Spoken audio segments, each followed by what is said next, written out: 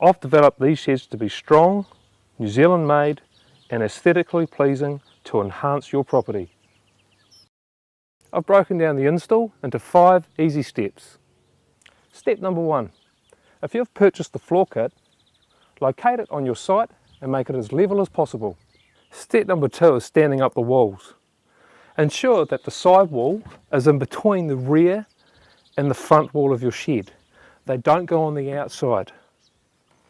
To attach your walls together, use the 90mm nails, pre-drill your holes like so,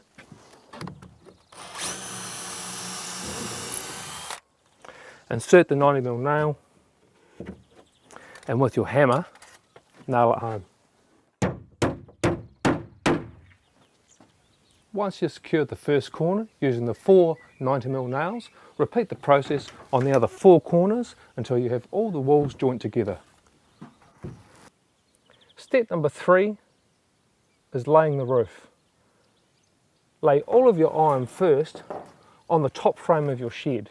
Determine how much overhang you want at the front and at the rear. It's completely up to you how much overhang you want.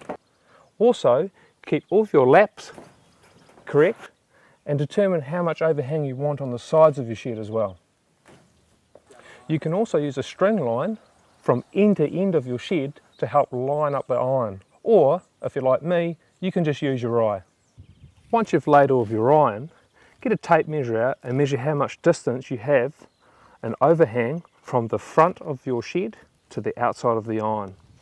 Transfer this distance to the top of the shed so you know where you're drilling. Once you've done that, the screws that we provide are self-tapping, so you do not need to drill. Simply apply pressure to the drill and then screw the screw all the way into the top frame.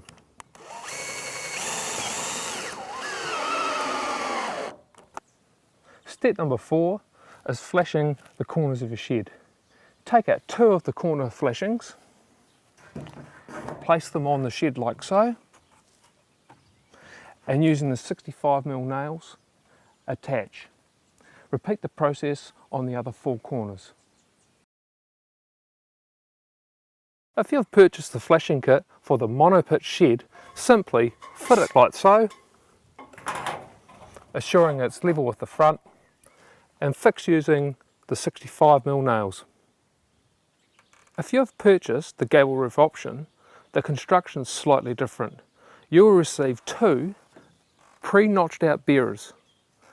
Measure down from the peak 120mm for the centre of the bearer.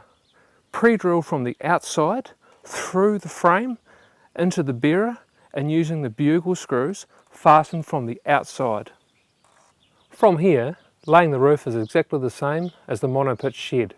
Simply lay your roofing iron on, use your eye or use a string line to get the overhang you want. The only key difference here is making sure that the doors open with enough clearance from the roofing iron. Once you've secured all of the sheets of iron on the roof, apply the ridge cap. Measure down 120mm from the peak and use a screw to fasten into the joist.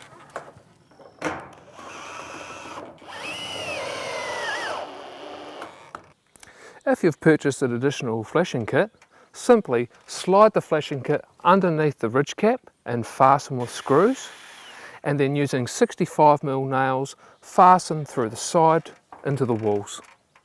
Step number 5 is adding the hinges and the locks. Simply remove the transportation blocks and replace them with the hinges we provide. Repeat the process 6 times around the doors. The final part in your shed installation is adding the locks. You'll have 3 locks. Choose whatever door you decide to keep shut most of the time. A lock will be fastened on the inside at the top and at the bottom. The final remaining lock will be installed in the middle on the outside.